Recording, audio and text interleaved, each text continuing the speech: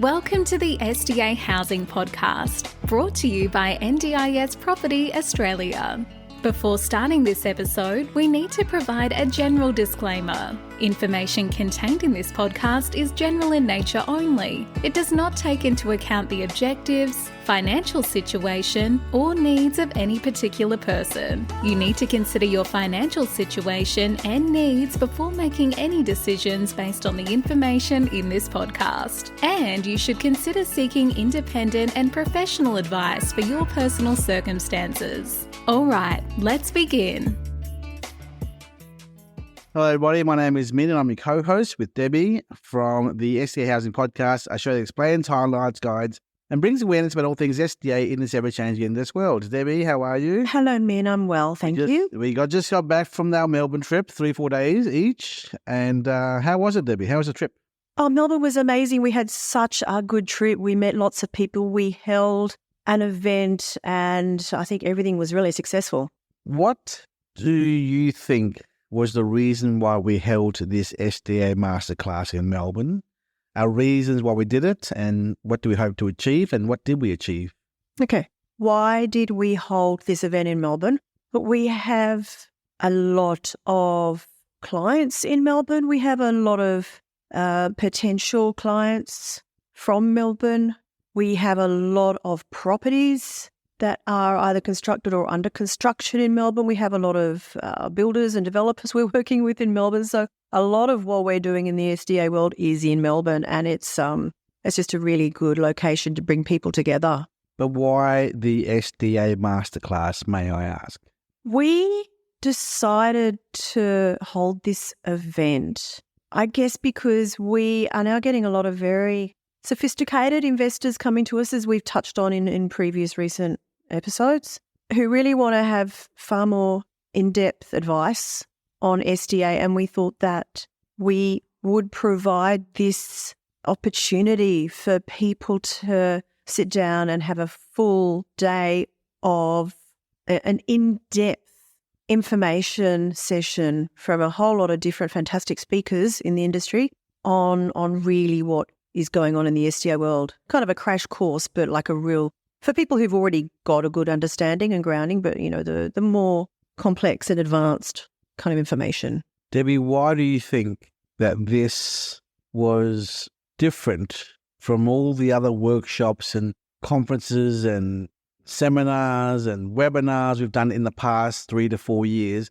How was this different, I guess? Well, it was the content and the level of attendees, the level of their knowledge, as I said, experienced investors, not necessarily experienced in SDA, but generally they've already done a lot of their homework, so they do have a good grounding and a good understanding. The speakers who came along, who have presented at other events numerous times as well, or been on I think all of them actually have been on podcast episodes in the past or webinars with us or both. The information they gave, the presentations were really advanced, really good information. The reason why I like this is because, number one, we held it, Debbie. Yep. It was our event and we controlled the agenda.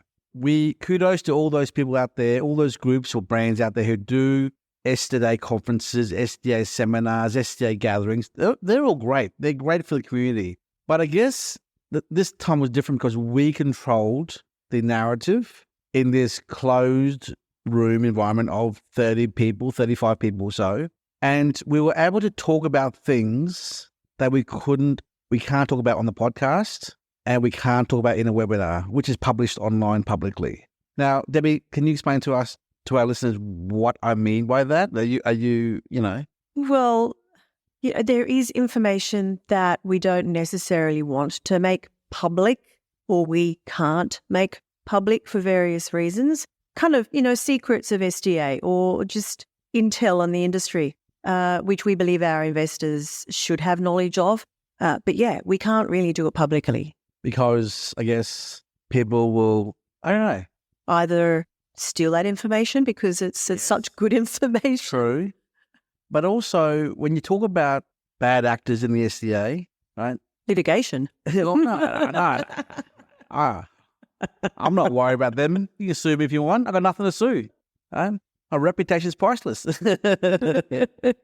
But, there's certain things you can't talk about publicly, but in a closed environment you can. And I was really glad that those who came to our event, right, they really appreciated it. Mm. And I also want to point out that other events that are held out there, which are fantastic, are far more general about SDA and probably really are targeted at the whole stakeholder population within this area, a lot of providers and different people, different actors within the industry. But this was really targeted at builders, developers, investors. Yeah, it was advanced technical knowledge. Advanced, yes, very much so. We didn't have any sponsors at all for our event. We didn't, make money out of this event. Like, it wasn't commercially driven. It was driven by education and exposure. I think that was the key thing. Mm-hmm. We were not doing this for money. Okay, we're all about sharing the knowledge and sharing the information to people who want to learn, and that's the key. Even if those people rock up our competitors, it's okay. At least they're learning. Now, speaking of learning, Debbie, we met a gentleman, 68 years old, right? 63, I think. 63 or 65. No, he was under 60, mid-60s. Tell us more about him. Yeah, lovely gentleman who met up with us on Friday afternoon, actually. Our Masterclass event was on Saturday, but he came and met with us in our hotel on Friday. He has listened to every single one of our podcast episodes. Thank you so much. You know who you are. And he is a builder developer, comes from an engineering background from memory. His wife is a doctor. His son is an occupational therapist who has done his SDA assessors course. He has other family members in either the building construction industry or healthcare, I think, from memory. He really wanted to get into the SDA world, so he's done a huge amount of research, some of which involved listening to our episodes, and he has now progressed to almost ready to construct 10 different houses across southeast Melbourne and down into the Morning Peninsula. So he came in to tell us all about them. But more so, he said everything that was spoken on for those 250, 260 episodes, he's implemented. Yeah, particularly the future-proofing. He said, I love that. He said every single future-proofing idea that we put forward, I put in to all our properties. So thank you, our number one podcast listener. Our number one fan, yes. Yes. But you know what impresses me most? He put his money where his mouth is. Yeah. 10. Not one. He's doing 10 right now. Yes. He's funding it all himself. And, he believes in the product. He believes in the sector. But he came to us because in our last episode, Debbie, like 2 episodes ago, we talked about one-part contracts, alternatives. And what was that about again, that topic? That was about the fact that the typical SMSF buyer needs to have a third party to do the 2-part house and land contract converted into a single part so that their SMSF can buy it, and the costs and the complications of that. And we said that we do work with a very limited number of developers or builders who can potentially provide a single part contract from the outset. And he said he was willing to contribute to that need. Yeah. Yes. Yeah. So he was originally planning on building these 10 properties for himself to keep. And retire on, by the way. Yeah. But he thought, look, this is a long-term plan for me. I was going to do the first 10 and then potentially do another 10, all going well. But I'm willing to actually sell these either at completion or now, before construction or during construction, if there are interested buyers out there. And I will continue to do these developments. Mm. So that was just one example of someone who came along, didn't attend the masterclass, obviously, but wanted to meet and greet us just to show that he was really implementing everything that he's learned from that podcast to better the community, because he believes in the SDA need in the NDIS for sure. Yeah. But back to our masterclass, Debbie. We met up with a whole bunch of people we've been talking to, clients of ours and new potential clients and competitors and whatnot. It was just good to be able to give this information knowledge over and have a safe environment where we can all talk and learn from each other. Yeah, look, it was. And it was a really interesting bunch of people. Thank you to everyone who did come along. We had a fabulous time, and I'm sure that you all got quite a bit out of it. What were some of the topics that was covered in the Oh, look, I'm going to start from who was speaking. We had a building designer who spoke all about the design guidelines and how they're implemented, the difficulties, the best practice of design within SDA. Went into really good detail there. We had an SDA provider who spoke all about funding levels and the difference between SDA and SIL, whole lot of different things from a provider's perspective. We had someone who does adjustable height systems, talking all about the importance of not just putting in the minimum designs as in one adjustable height benchtop in the kitchen, but throughout the entire dwelling and everything from all the cupboards in the kitchen, the wardrobes, everything that can be height adjustable or movable so that people can access it. We had a builder developer talking about just from their aspect how it all works. We had a few of us from here at NDIS Property spoke about the SDA process, the complexities involved. The data touched on respite and short-term accommodation. And, of course, we had someone speaking about finance. I think that was it. That's correct. But, the most important part was we talked about oversupply and demand areas. We did a lot of talk about that. And because we were in a room, we were sharing that knowledge together, which we wouldn't have done outside of that room. Online, no. We were talking about ways we can decipher and get data outside of normal data, like really advanced data. And we're looking at trying to find those ways to draw that information out from certain parties in the community, in the industry, to give us a leg up and give us the ability to give that information to our clients as well. But, we spoke with one of our good clients, Mark from Melbourne. He had been talking to you and myself for many months now, 7 months or 6, 7, 8 months. Is in the process of his first development, which is an SMSF purchase, now looking at doing one outside of SMSF. In the Riverlands area? Yes, well, in the New South Wales regional area up there. But because of the podcast series and topics we've been covering the last so long, he was able to learn a lot. Because I remember, Debbie, you did a podcast on Geelong, and then he came back to you with, I want to get in Geelong. And then also because of the podcast from SMSFs, that's just there. Now, because the Riverland or the regional areas there of Victoria there, he wants to go there as well. So the podcast is all about sharing information, which gives investors the opportunity to implement those ideas for the purposes of disabled people in the community. Right? And he was a very genuine person. So, Mark, it was a pleasure to meet you. Great to hear all the feedback from you and why you're doing what you're doing. And we wish you all the best. And we hope to see you again sometime in the future in Melbourne as well. Mm-hmm.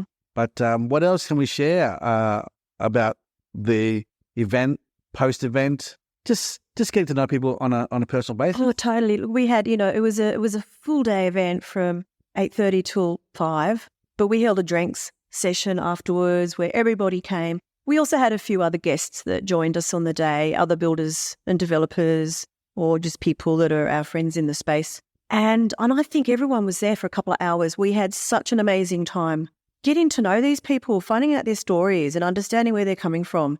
We had guests who flew over from Perth, Adelaide, Sydney, and it was just really a wonderful day. I think the attendees all got something really powerful out of it. And ourselves, there was 4 of us from our team who were there, Minh, myself, Larissa and Maddie. And I think we just had a wonderful time doing what we love to do most, speaking with people about SDA, educating them and, talking the real nitty-gritty stuff. It brings a huge amount of pleasure to us, Debbie, to see and hear people follow the advice provided by all our speakers on our podcast the last 2 years and show us they're implementing it. The investors, the developers and builders, they're implementing what we're saying because we're sharing the information to everyone. And I think if there was more people collaborating with each other, I mean, we're not for us, but with each other in whichever corner you are in Australia, with your local provider, with your local designer, your builder, your assessor, your care providers, just work together in your communities because that's the only way, right, collaboration-wise, you can all move forwards. And That's how you build trust amongst providers and investors and participants. Yeah. That's the only way. As we said it from the beginning, the most important thing in this space is collaboration. There's so many stakeholders that are involved in just developing one property. I think the real reason why we set up this podcast, Debbie, I think about this 3.5 years ago, no one shared information. Think about that. I look back 4 years ago, it was all secret squirrel stuff. You couldn't find out any information other than from Google. Yeah, there was a little bit of fantastic information out there from Summer Foundation, a couple of other organisations. That was it. There was nothing else. Of course, what was on the NDIS website, but yeah, there's so much more that you need to understand, and we struggled to find it. And we thought to ourselves, why can't we be the market leader in giving information to the public? Yeah, I don't think we actually thought of that at the time, but as we searched and spoke to people and learned and did start to gain an understanding, it was just part of that process, a natural part of that process, that we also shared that information. So coming up, our next few Masterclass events, Debbie. We are going to be holding another Masterclass in Brisbane. Just confirming the date, but it's going to be late July. This one was a Saturday event that we did in Melbourne. It looks like we're going to be doing a weekday event this time in Brisbane. It'll either be a Monday or a Wednesday event. I'm not too sure what day. Yeah, probably a Monday. Yep. Probably, I think the 21st of July rings a bell, around about that time anyway. And the one after that we're planning on doing in September is actually going to be an online all-day Zoom event. Now, why we're doing a Zoom event is because we feel like we can get hundreds of people on this event, and speakers, probably 20, 30 speakers. Now, you're probably wondering why and how can there be hundreds of people watching or listening to a masterclass? Well, let's say I'm wrong. Let's say 100, right? How can there be 20 or 30 speakers in this one-day event? Well, we're going to have a main Zoom conference stage. We've all been to a Zoom video call, right? We all have. But in the professional Zoom accounts that we also have ourselves, you actually have breakout rooms. Okay, so all the speakers, call it 20 or 25 speakers, will have probably 20 or so minutes on the main stage as a Zoom presenter. But they'll also have their own breakout room individually. And as the attendees who watch all the events, all the speakers, all day from 9 till 5:30, whatever it is, the attendees can go to private virtual rooms as a breakout room and talk to that specialist one-on-one, or watch their second or third presentation separately in that room there. So it allows people to come and go and roam around and talk to other attendees in different rooms in a conference environment within the Zoom structure. So that's going to be, I think, one of a kind there. Something's very special there, because normally people just go on and just listen and watch, but no one can really interact in an all-day event. So we're going to do our best to gather about 20 or so speakers or plus speakers and try and get a couple of hundred attendees to our event on our online Zoom SDA Masterclass in September. That'd be great, yeah. So we haven't planned any beyond that, but given the success of this first one, I don't think we're going to stop. No. Look, I want to reiterate, everyone, we're not doing this to make money. It's not about money, okay? It's about sharing information. And we see all the events of other people who are professional event organisers or other providers doing their get-togethers, whatever. They're all nice and cute, right? But our topic is more advanced. Like, it's very specific. Yeah, it really is advanced SDA, and that's what people want to hear. People may feel like, another boring SDA 101 workshop. No, there's plenty of that already. We're not doing SDA 101. We're doing advanced SDA, and we're bringing together some of the brightest minds in Australia together to present this information. So I guess because of the whole trip to Melbourne thing, Debbie, we may have created logistics for our people, our speakers. But for an online event, that won't be the case. Not at all. Yeah. Cool. Any last words of advice for our listeners about what's happening around Australia, online or in person, in terms of seminars, workshops, conferences, or other things out there that can help them, Debbie, increase their knowledge out there for SDA? Yeah, look, there are a number of different seminars and conferences that are held throughout the country during the year. There's a few good organisations online that do often offer online webinars about it. You've just got to search it out. Obviously they're advertising. You'll just Google SDA events, conferences, NDIS conferences, and you will track down a few of these different organisations. But as I said, they've often got more of a provider slant on it. But it's good general information that you should know anyway. But yeah, if you do know a lot about this industry already and you really want to understand the real complexities, the more advanced specific information, I think that's what these masterclasses are offering. But we have some webinars coming up too, Debbie, coming up ourselves. Well, yeah, of course, we do webinars every month. So we are planning 2-3 in advance all the time. Our next one actually is going to be myself and Maddie, our respite coordinator, talking all about short-term accommodation and respite.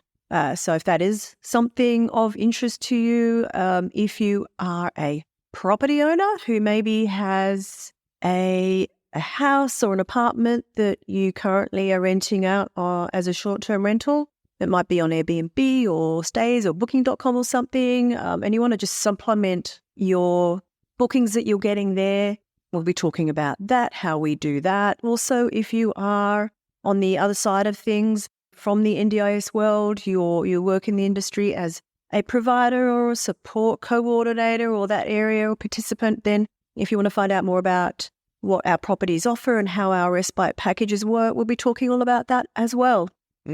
After that webinar is, I think, yours and mine's about the SDA process. Yes, I believe so. So we're going to be talking about that. Minh has, over the last couple of months, I guess, really put together a very detailed flowchart process of SDA investment and all the different stakeholders involved and how they all work together and all the different elements that need to be considered and understood and activated for this all to work. And, you can't just look after a couple of them and expect it to work. You need to be looking after all of those different arms of the process. Can I say, not to promote myself here, but I didn't know how complex it was, so I drew the map. We knew it was complex, but... But I'll be honest here, everyone. 2 months ago, I started drawing a map, and then it started growing bigger and bigger and bigger, like a flow chart, mud map. And it took me literally a week to build this map. And at the end of it, I went, oh my God, look how detailed this is. Look how, this is me 3-4 years later. This was basically in March 2024, I drew this map, and it was complex. And I said to myself, this is me figuring this out. How does a poor mum and dad figure this out? They have no idea. So I emailed around to a couple of builders and designers and people I knew, and they were shocked at how detailed it was, as in, OMG, how complex is this? So as part of our webinar that you and I are doing, we're going to show this complex document, mud map, to you all who wants to register for the event to see how much information is on there, because the old saying is, you don't know what you don't know. Or is that the word? What's the words there? You don't know what you don't know until you know it. Yeah, correct. Or something like that, yeah. So we're hoping to show this to the world, to you people, and get feedback from others to see how can we get more detail and grow this even further, because this information should be public and free, all right? And we hope to gather together more minds who are contributing towards the SDA theme and to build upon this. Debbie, I think that between now and our September masterclass, we should invite some more specialists to our event, because we should town planner, project managers, more developers, OT, more providers, SDA assessors, just people who are really involved in SDA to our next online masterclass. Absolutely. Because I think they were lacking from our recent one on the weekend, but we can definitely have another 20 more. There's just so many different aspects and people, as I said, so many stakeholders, and you really need to understand where all of them fit into the process. Yeah. Okay, cool. Debbie, thank you so much for your time. As always, we welcome inquiries from our listeners, good, bad, and ugly. And by the way, I want to do another good, awesome podcast. We did the SDA Wall of Shame recently, but I think it deserves the SDA Wall of Fame to come out. That's going to be part 2. Yeah, SDA part 2. So where there's good, there's bad. If there's bad, there's good. So that's right. we cover the bad. Now let's cover the good. Let's talk about the the good hard work that people do in SDA. And all the good stuff that's going on out there. Yeah. Important, yes. We call it yin and yang, and good and bad, and balance. So there must be balance in the NDIS world, and we're trying to do our best to balance out the good and the bad stories and give hope Absolutely. to investors and participants. Because, yes, there is difficulties and a lot of negative stuff going on in this industry, but I think the good does far outweigh. Absolutely. And we really need to focus on that. Yes. So I apologise if I come out too negative about the awful actions of peoples, the small minority here, but I've said it and done it. That's over, and back to the positiveness and the warm, lovely information that we want to share with the community. But always be conscious of the what if out there when you are investing lots of money out there in the community for the NDIS property side of things. Yeah. Thank you, Debbie. Bye-bye. Thank you, Minh. Bye. We hope you enjoyed this episode. Please make sure you are subscribed and following us so you can keep in the loop with all of our upcoming episodes. We would really appreciate it if you could leave us a 5-star rating, a written review, and to share this podcast with those that could benefit. Until next time, catch you on the next episode.